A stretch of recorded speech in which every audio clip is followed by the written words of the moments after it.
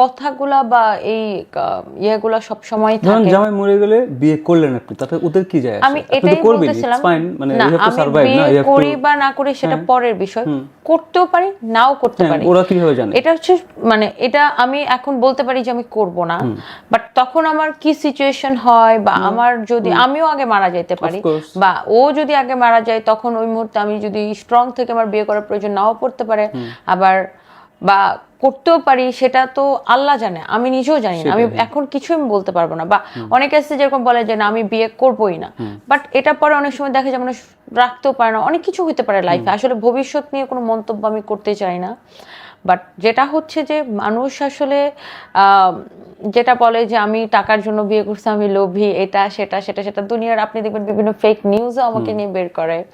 কিরকম? যেই যে লোভী মহিলা টাকার জন্য বিয়ে করছে, যে আমার টাকা সব নিয়ে নিছে, হাবি যাবে, এরকম অনেক কিছু। তো আপনি লোভী না? মোটেই না। এটা বলেন, আপনি বলছেন, আমি রিপ্লাই করছেন কখনো? একদমই, আমি সবসময় বলি যে আমি একদমই লোভী না। এবং এইটা কেউ বিলিভ করুক আর না করুক, যারা আমাকে পার্সোনালি চিনে বা আমাদের পরিবারকে চিনে বা আমার হাজব্যান্ডকে জানে বা আমাদেরকে চিনে, এবং সবাই জানে যে আমি কখনোই আমার হাজব্যান্ডের থেকে কোনো টাকা পয়সা নেই নেই। আমি সম্পূর্ণ আমার বিয়ের আগে থেকে, বহু আগে থেকে আমি নিজে ইনকাম করি, যেহেতু আমার লাইফটা খুব স্ট্রাগল করে আমি ইয়ে করেছি, আগে থেকে ইনকাম করি, এবং আমার মধ্যে ইগো অনেক বেশি।